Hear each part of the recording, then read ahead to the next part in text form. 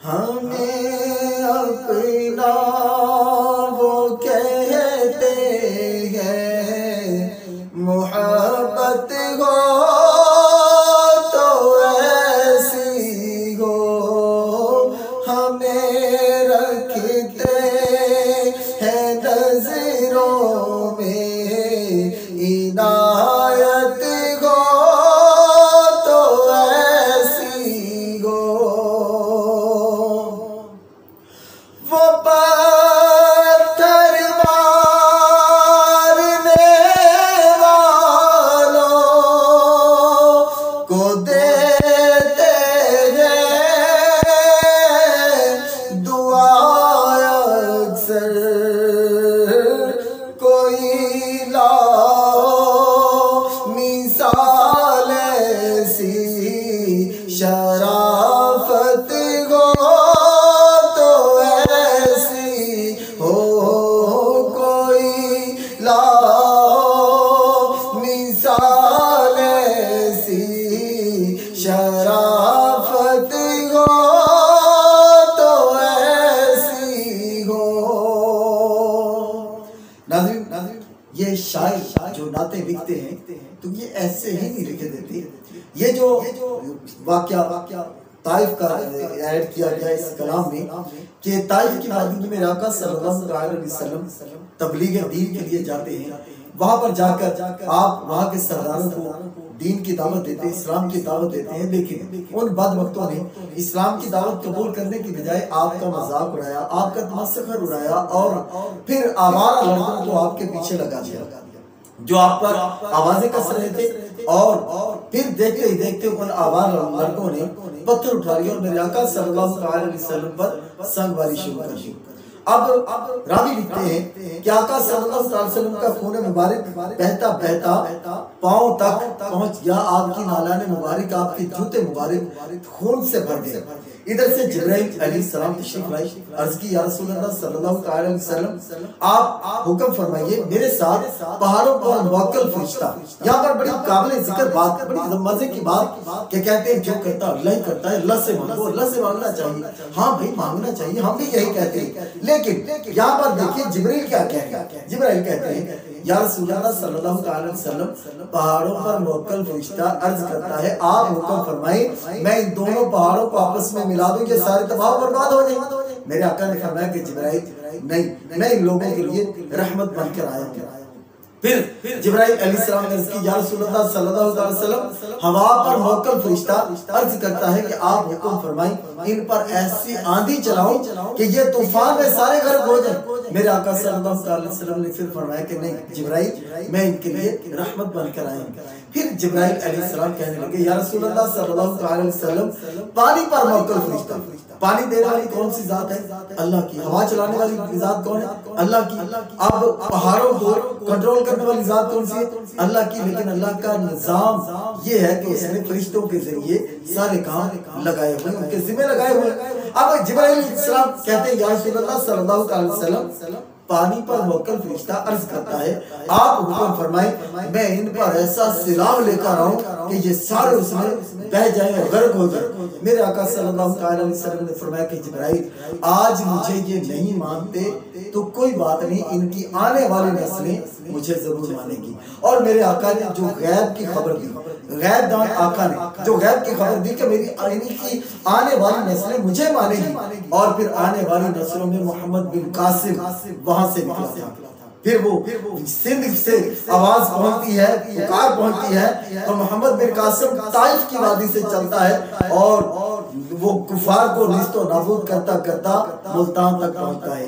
یہ وہی اسی طائف کی وادی سے نکلا، اور میرے آقا کی غیب کی خبر جو تھی وہ درست ثابت ہوئی۔ اس واقعے کو دیکھ کر شاعر وہ کہتا ہے وہ پتھر مارنے والوں کو دیتے ہیں دعا اکثر، کوئی لاؤ مثال ایسی، شرافت ہو تو ایسی ہو۔ ابو جہل کافروں کا سردار جس کے کفر میں کوئی شک ہی نہیں ہے، کافروں کا سردار میرے آقا صلی اللہ علیہ وسلم کی بارگاہ میں آتا ہے، کہتا ہے اے محمد اگر تو مجھے بتاؤ کہ میری مٹھی میں کیا ہے تو میں تجھے نبی مان لوں گا۔ پھر مقام غور ہے، غور کیجئے، کافر جو ہے پکا کافر، اس کا عقیدہ یہ ہے کہ نبی وہ ہوتا ہے جو غیب کی خبر دینے والا ہو، جو چھپی ہوئی چیزوں کو بھی جانتا ہو۔ وہ کہتا ہے کیا محمد بتاؤ میری مٹھی میں کیا ہے، اگر تم بتا دو تو میں تمہیں نبی مان لوں گا۔ میرے آقا صلی اللہ علیہ وسلم نے یہ نہیں کہا کہ چچا میں کچھ نہیں کر سکتا، مجھے تو دیوار کے پیچھے کا نبی، ایسا نہیں کہا۔ میرے آقا نے فرمایا کہ چچا میں بتاؤں یا مٹھی والی چیز بتائیں؟ سبحان اللہ، میں بتاؤں یا مٹھی والی چیز بتائی؟ کہنے لگا اے بھتیجا اگر مٹھی والی چیز بتائی تو پھر کیا ہی بات ہے۔ میرے آقا صلی اللہ علیہ وسلم نے مٹھی کی طرف اشارہ کر کے فرمایا کہ بول میں کون ہوں۔ مٹھی سے آواز آتی ہے اشہد ان لا الہ الا اللہ و اشہد ان محمدا عبدہ و رسولہ۔ یا رسول اللہ ہم گواہی دیتے ہیں آپ اللہ تعالیٰ کے رسول ہیں، اللہ تعالیٰ نے آپ کو رسول بنا کر بھیجا ہے۔ اب جب یہ سنا تو ابو جہل مٹھی سے وہ کنکریاں جو پتھر اس نے پکڑے ہوئے تھے، روڑے پکڑے ہوئے تھے، ان کو پھینک کر بھاگ گیا، کہنے لگا استغفر اللہ معاذ اللہ، اے محمد تو بہت بڑا جادوگر ہے، استغفر اللہ، اس کی قسمت میں ایمان نہیں تھا نا۔ اس واقعے کو لکھ کر دیکھ کر شاعر کہتا ہے اشارہ کر وہ فرمائے تو پتھر بول اٹھتے ہیں، نبوت ہو تو ایسی ہو، رسالت ہو تو ایسی ہو، نبوت ہو تو ایسی ہو، رسالت ہو تو ایسی ہو۔ روزہ رکھتے ہیں تو روزہ میں اپنے مائنڈ سے یہ سارے میں نے اشعار کی بیک گراؤنڈ پہ گیا تو میں نے سوچا کہ شاعر نے یہ شعر اس انداز سے لکھا ہوگا، یہ شعر یہاں پر لکھا ہوگا، کیا دیکھ کر لکھا، یہ میرے اپنے ذہن کی پیداوار۔ تو شاید اگر آپ ذہن دلائیں نا تو ہر شعر کے پیچھے کوئی نہ کوئی واقعہ، کوئی نہ کوئی حدیث، کوئی نہ کوئی قرآن کی تفسیر ہوتی ہے۔ اب میرا مائنڈ کہتا ہے کہ شاید نے جب یہ شعر لکھا تو اس کے سامنے یہ واقعہ آیا ہوگا کہ مدینے میں ایک بندہ آتا ہے، آ کر کہتا ہے یا رسول اللہ صلی اللہ علیہ وسلم روزہ رکھا تھا، روزہ توڑ بیٹھا ہوں، کیا کروں؟ میرے آقا صلی اللہ علیہ وسلم نے ارشاد فرمایا 60 روزے رکھو۔ عرض کی یا رسول اللہ صلی اللہ علیہ وسلم ایک پورا نہیں کر سکے، 60 کیسے کروں گا؟ فرمایا 60 مسکینوں کو کھانا کھلاؤ۔ عرض کی یا رسول اللہ صلی اللہ علیہ وسلم میں مسکین، میں غریب ہوں، میں کھانا نہیں کھلا سکتا۔ سامنے محترم ذرا غور کیجئے اختیارات مصطفیٰ کیا ہیں، میرے آقا کے اختیارات کیا ہیں، آپ کو اس پہ غور کرنا ہوگا۔ اب شریعت جو ہے، شریعت روزے کے لیے صرف 2 باتیں کہتی ہے، اس کے بعد شریعت خاموش ہے، شریعت اس کے بعد کوئی حکم نہیں لگاتی۔ شریعت یہ کہتی ہے یا 60 روزے رکھو یا 60 مسکینوں کو کھانا کھلاؤ۔ لیکن میرے آقا کے اختیارات اور میرے آقا کی شان عظمت یہ ہم ایسے ہی نہیں بیان کرتے۔ آئیے دیکھیے یہ واقعہ، آپ میرے آقا نے فرمایا کہ بیٹھ جاؤ۔ اب وہ سائل بیٹھ گیا، سائل جب بیٹھا تو میرے آقا صلی اللہ علیہ وسلم تشریف فرما صحابہ کے ساتھ گفتگو شروع ہوگی۔ ادھر سے ایک بندہ آیا، آ کر کھجوروں کا ٹوکرا اٹھایا ہوا ہے، یا رسول اللہ صلی اللہ علیہ وسلم یہ کھجوروں کا ٹوکرا میں آپ کی بارگاہ میں تحفہ لے کے آیا ہوں۔ میرے آقا صلی اللہ علیہ وسلم نے وہ تحفہ قبول فرمایا اور پوچھا کہ وہ کہاں ہے، سوال کرنے والا کہاں ہے؟ عرض کی یا رسول اللہ میں بیٹھا ہوں۔ آپ نے فرمایا کہ آپ ایسا کرو کہ یہ کھجوروں کا ٹوکرا اٹھاؤ اور جا کر مدینے کے مسکینوں میں تقسیم کر دو، تیرے روزے کا کفارہ ہو جائے گا۔ کہہ دیجئے سبحان اللہ۔ ارے یہی پر سبحان اللہ نہیں، آگے چلیے تھوڑا سا اور آگے۔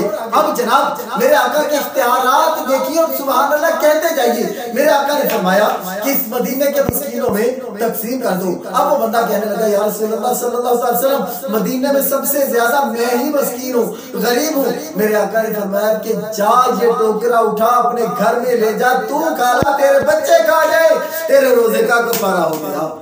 سامعین محترم، اب اختیارات مصطفیٰ یہ ہے، اور جب یہ واقعہ دیکھا تو شاعر کیا لکھتا ہے، وہ کہتا ہے جہاں مجرم کو ملتی ہے پناہ بھی جزائے بھی، مدینے میں جو لگتی ہے عدالت ہو تو ایسی ہو، مدینے میں جو لگتی ہے عدالت ہو تو ایسی ہو۔ اور مدینہ شریف میں آقا صلی اللہ علیہ وسلم، اگلا شعر جو میں پڑھنے لگا ہوں اور وہ میں سمجھتا ہوں کہ شاعر نے کیا دیکھ کر لکھا، وہ واقعہ کچھ یوں کہ جنگ خیبر سے جب واپسی ہوئی تو جنگ خیبر سے واپسی پر ایک مقام آتا ہے، مقام صبحا یا مقام صحبا، دونوں میں سے ایک لفظ ہے۔ تو یہ مقام آیا، وہاں پر آ کر میرے آقا صلی اللہ علیہ وسلم نے اپنے غلاموں کے ساتھ پڑاؤ کیا، اور جب پڑاؤ کیا تو آقا صلی اللہ علیہ وسلم نے نماز عصر ادا فرما لی۔ نماز عصر ادا کرنے کے بعد مولا علی کے پاس تشریف لائے، مولا علی تشریف فرماتے بیٹھے ہوئے تھے، میرے آقا صلی اللہ علیہ وسلم نے آپ کی ران پر سر رکھا، پنجابی کہنے نے کیا آپ نے پٹ دے سر رکھیا، میرے آقا صلی اللہ علیہ وسلم آرام کرنے لگ گئے۔ مولا علی نے یہ نہیں کہا یا رسول اللہ صلی اللہ علیہ وسلم پیچھے ہٹیے میں ذرا نماز پڑھ لوں۔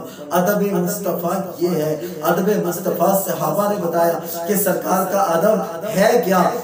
مولا علی اب جناب نماز کے لیے آپ نے نہیں کہا کہ یا رسول اللہ میں نے نماز پڑھنی، بلکہ پیارے آقا صلی اللہ علیہ وسلم کے رخ بدحا کی زیارت کرنے لگ گئے، چہرہ مصطفیٰ کو دیکھنے لگ گئے، نظریں ٹک ٹکی باندھ کر پیارے آقا صلی اللہ علیہ وسلم کے رخسار مبارک پر جمی ہوئی ہیں، اور نماز کا بھی خیال ہے۔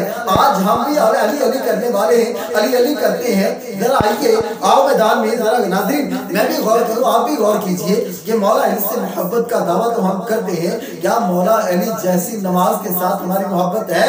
اگر ہے تو آپ کو مبارک، نہیں تو آپ کا دعویٰ چھوٹا ہے۔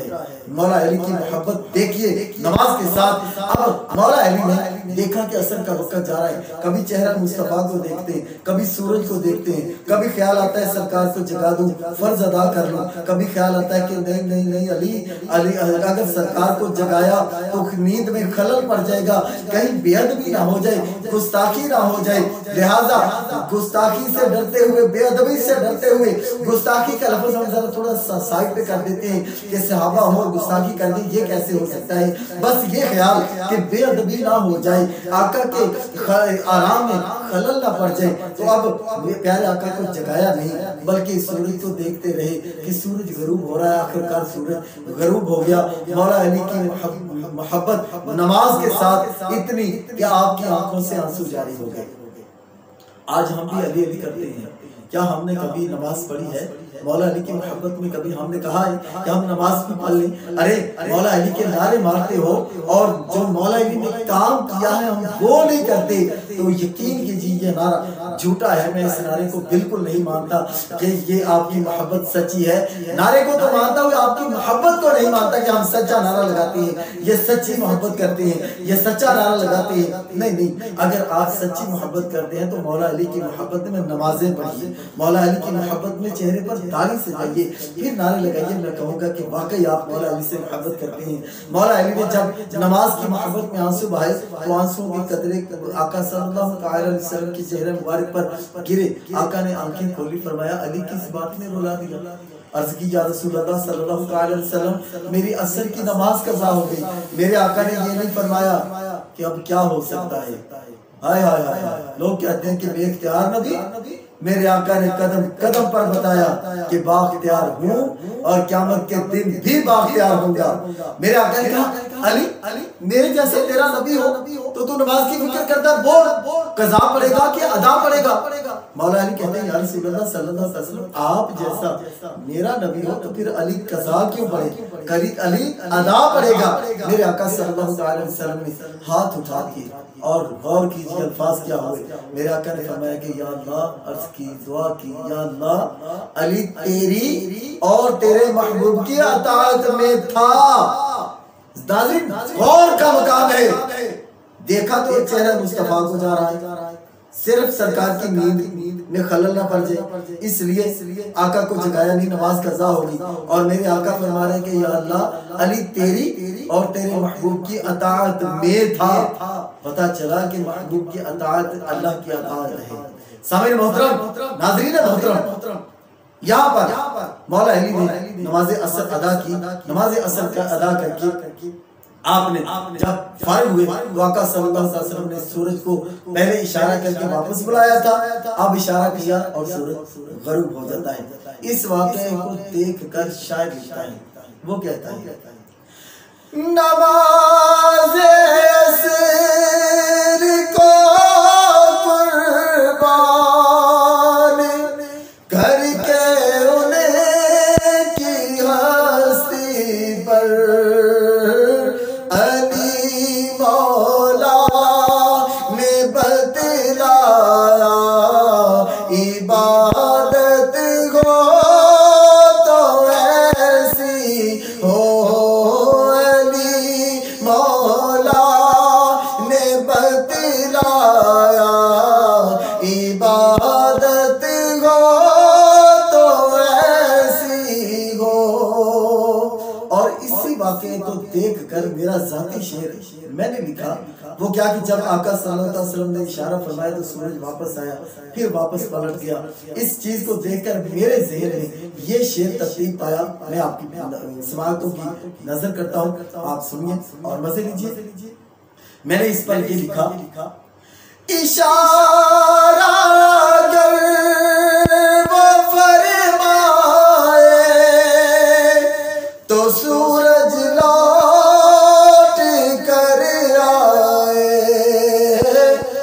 حکومت ہو تو ایسی ہو، اطاعت ہو تو ایسی ہو، حکومت ہو تو ایسی ہو، اطاعت ہو تو ایسی ہو۔ اور آئیے آپ کو کربلا کے میدان میں لے چلتے ہیں۔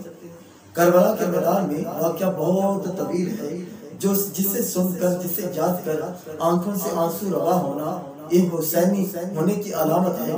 لیکن میں جس طرف آپ کو توجہ دلانا چاہتا ہوں، شاید نے اس کلام میں یہ شعر لکھا تو کس واقعے کو دیکھ کر لکھا؟ تاریخ کربلا، خاک کربلا، شام کربلا، یہ کتابوں میں آپ پڑھیے، آپ جب پڑھیں گے نا تو آپ کو پتہ چلے گا کہ مولا حسین رضی اللہ تعالی عنہ نے جب آپ کا سر مبارک نیزے پر اٹھایا ہوا تھا تو آپ کے ہونٹ ہل رہے تھے، قرآن کی تلاوت ہو رہی تھی۔ اس واقعے کو دیکھ کر شاعر لکھتا ہے، وہ کہتا ہے حسین